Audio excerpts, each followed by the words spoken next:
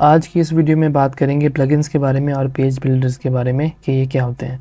तो सबसे पहले अगर हम प्लगइन्स की बात करें, ये वेबसाइट आपको मैंने लास्ट वीडियो में बताया था कि अगर आप प्रैक्टिस करना चाहते हैं ऑनलाइन सर्वर पे वो अपने वर्डप्रेस स्किल्स को, तो आप इस यूआरएल पर आएँ practice.onlineinfostudio.com/ आगे प्रैक्टिस लिखेंगे तो ये फॉर्म ओपन हो जाएगा। आप अपना सिंपली एक अकाउंट क्रिएट करें तो आप इजीली वर्डप्रेस एडमिन पैनल में लॉगिन कर सकते हैं। ठीक है, तो अब सबसे पहले हम यहाँ पर लॉगिन करने के लिए एडमिन पैनल पे मैंने आपको बताया था कि आप यूआरएल के एंड पे, डोमेन के एंड पे /wp admin लिखेंगे तो आपके पास हमने लॉगिन स्क्रीन शो होगी जिसके ज़रिए आप अपने एडमिन पैनल में लॉगिन कर सकते हैं। यहाँ पे क्रेडेंशियल्स आपने ऐड करने हैं।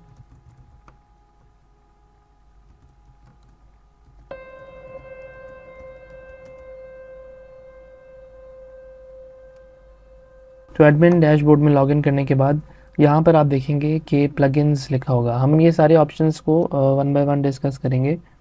इसमें यहाँ पे प्लगइन्स लिखा होगा। ठीक है, अब प्लगइन्स में हमारे पास ये ऑप्शंस हैं। इंस्टॉल्ड प्लगइन्स को हम क्लिक करेंगे तो हमें ये वेबसाइट दिखाएगी कि कौन से प्लगइन्स इस वक्त इंस्टॉल्ड हैं। ठीक है, तो यहाँ पे डिफरेंट प्लगइन्स इंस्टॉल्ड हैं।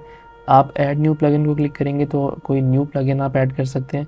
और अगर हम प्लगइन फाइल एडिटर को क्लिक करेंगे तो यहाँ पे जो ऑलरेडी इंस्टॉल्ड प्लगइन है, हम उनकी कोडिंग में अगर कोई चीज़ एडिट करना चाहें तो वो हम यहाँ एडिट कर सकते हैं। इसको अंडरस्टैंड करेंगे तो ये सामने आपके पास फाइल्स ओपन हो जाएंगे। आप जिसको भी चाहें फ़ाइल को उसको क्लिक करेंगे तो वो आप उसको एडिट कर सकते हैं। ठीक है, ये बेसिकली अगर आप डेवलपर हैं, अगर आपके पास कोडिंग स्किल है, PHP अगर आपको आती है तो आप इसको ईज़िली अंडरस्टैंड कर सकते हैं। तो फ़िलहाल ये है कि वर्डप्रेस में अभी कोडिंग की ज़रूरत नहीं है, अभी हम विदाउट कोडिंग की बात करेंगे। तो प्लगइन्स का मकसद क्या होता है? प्लगइन्स का मकसद होता है कि अगर वेबसाइट में आपने कोई भी फंक्शनैलिटी ऐड करनी है तो हम वो प्लगइन्स के थ्रू करते हैं। प्लगइन्स एक कह लें कि एक ऐप है, जिस तरह आपका मोबाइल फ़ोन है। अब मोबाइल फ़ोन में अगर आपने आपको कैलकुलेटर का फ़ीचर चाहिए तो आप कोई कैलकुलेटर की ऐप डाउनलोड कर लेंगे। इसी तरह अगर आपको कोई और फ़ीचर चाहिए मोबाइल में, फॉर एग्ज़ाम्पल अगर आप वॉक कर रहे हैं और आपको एक स्पोर्ट्स की ऐप चाहिए तो आप स्पोर्ट्स की ऐप इंस्टॉल करेंगे तो एक नया फ़ीचर आपके मोबाइल में ऐड हो जाएगा। तो इसी तरह वर्डप्रेस पे जब हम इंस्टॉल करते हैं तो वर्डप्रेस एक कह लें कि एम्प्टी बॉक्स होता है। हमने उसमें नए फीचर्स ऐड करके वेबसाइट क्रिएट करनी होती है। अब जिस तरह ये वाला पेज देखें, इसमें एक फॉर्म ऐड है। ठीक है, तो फॉर्म ऐड करने के लिए मैंने यहाँ पे एक इंस्टॉल्ड प्लगइन्स में अगर मैं देखूँ तो यहाँ पे मैंने एक प्लगइन ऐड किया हुआ है, फॉर्मिनेटर। ठीक है, ये प्लगइन हमें अलाउ कर रहा है कि हम एक फॉर्म वगैरह बना सकते हैं, चाहे वो कॉन्टैक्ट फॉर्म हो या रजिस्ट्रेशन फॉर्म हो। लेकिन फॉर्म्स के बारे में हम लेटर ऑन डिस्कस करेंगे कि बनाते किस तरह और ईमेल्स इंटीग्रेट किस तरह करते हैं, ये लेटर ऑन डिस्कस करेंगे। फ़िलहाल इस वीडियो का मकसद ये है कि आप ये अंडरस्टैंड करें कि प्लगइन्स क्या होते हैं। तो प्लगइन कोई भी फंक्शनैलिटी ऐड करने के लिए आप ऐड न्यू प्लगइन को क्लिक करेंगे तो आपने कोई भी फंक्शनैलिटी अगर ऐड करनी है तो आप प्लगइन के थ्रू ऐड करेंगे। अब फॉर एग्ज़ाम्पल अगर हम चाहते हैं कि हमारी वेबसाइट की स्पीड हम ऑप्टिमाइज़ करना चाहते हैं तो यहाँ पे वेबसाइट स्पीड को अगर मैं सर्च करूँ, ठीक है, तो इससे रिलेटेड जो प्लगइन्स होंगे वो मुझे यहाँ पर शो हो जाएंगे और मैं इनमें से देख के, अब देखिए यहाँ पे डिफरेंट प्लगइन्स हैं और हर प्लगइन जो है वो उसकी स्पेसिफिकेशन, आप किसी को भी क्लिक करेंगे तो आप उसकी डिटेल वगैरह देख सकते हैं कि इसमें फ़ीचर्स क्या हैं और इसकी परफॉर्मेंस क्या है और इसके रिव्यूज़ वगैरह आप देख सकते हैं। यहाँ पे आपको रिव्यूज़ पता चल जाएंगे और यहाँ पे इंस्टॉलेशन पता चल जाएंगे कि एक्टिव इंस्टॉलेशन इस प्लगइन की कितनी है। और भी मतलब ये है कि जो भी फंक्शनैलिटी अगर आप अपने इसमें वेबसाइट में ऐड करना चाहते हैं तो आपने प्लगइन डाउनलोड करना है। ठीक है, अब दूसरा आता है पेज बिल्डर। पेज बिल्डर क्या होता है? बेसिकली वर्डप्रेस की जो वेबसाइट है, जो लेआउट है, यानी कि ये जो पेज हमने क्रिएट किया हुआ है सिंपल सा, ये डिज़ाइन हुआ है किसी पेज बिल्डर से। ठीक है, अब मुख्तलिफ पेज बिल्डर्स आते हैं। पेज बिल्डर आप ये कह लें कि एक टूल है या एक प्लगइन है जिसके ज़रिए हम वेबसाइट का लेआउट डिज़ाइन करते हैं। आप कोई पेड थीम भी अगर परचेज़ करते हैं और पेड थीम को अगर यूज़ करेंगे तो उस पेड थीम में भी कोई ना कोई पेज बिल्डर लाजमी होगा जिस प्लगइन को या जिस जो पेज बिल्डर है उसको यूज़ करके वो थीम का डिज़ाइन बनाया गया होगा। मुख्तलिफ पेज बिल्डर्स हैं। यहाँ पे मैंने डिफरेंट वेबसाइट्स ओपन किए हैं। एक एलिमेंटर है, एलिमेंटर पेज बिल्डर है जिसके ज़रिए आप वेबसाइट के लेआउट्स बना सकते हैं। उसके बाद एक बीवर बिल्डर है, इसके ज़रिए भी आप पेजेस लेआउट बना सकते हैं। फिर एक विजुअल कंपोज़र है, इसको WP बेकरी भी कहते हैं, तो इसके ज़रिए भी वेबसाइट की लेआउट्स बनाई जा सकती हैं। और भी मुख्तलिफ हैं। एक दीवी है, इसके ज़रिए भी हम लोग बना सकते हैं। ठीक है, तो जो मोस्टली यूज़ होता है वो एलिमेंटर होता है। आप अगर कोई पेड थीम वगैरह देखेंगे, एक यहाँ पे वेबसाइट है थीम फॉरेस्ट के नाम से। ठीक है, ये बेसिकली थीम फॉरेस्ट एक सबसे बड़ी वेबसाइट है वर्डप्रेस की। अगर थीम्स वगैरह आपने डाउनलोड करनी हो या फिर देखने हो तो ये थीम फॉरेस्ट एक बहुत बड़ी वेबसाइट है। यहाँ पे हम थीम कोई भी सर्च करेंगे उससे रिलेटेड हमें थीम मिल जाएगी। ये वर्डप्रेस के सेक्शन में अगर मैं इसको होवर करूँ तो यहाँ पे जो पॉपुलर आइटम्स हैं इसको क्लिक करूँगा तो जो पॉपुलर थीम्स हैं वो यहाँ पे मुझे शो कर देगा और उनकी कॉस्ट वगैरह बता देगा क्या है।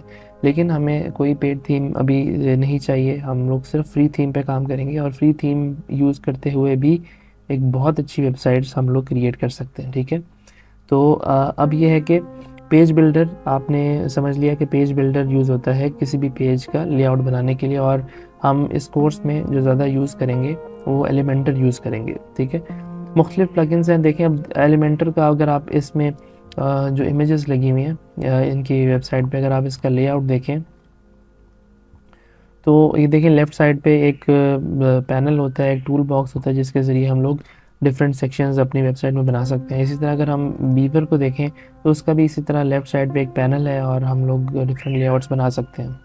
यानी कहने का मतलब ये है कि तमाम जो बिल्डर्स हैं, पेज बिल्डर्स हैं, उनका लेआउट ऑलमोस्ट सेम होता है।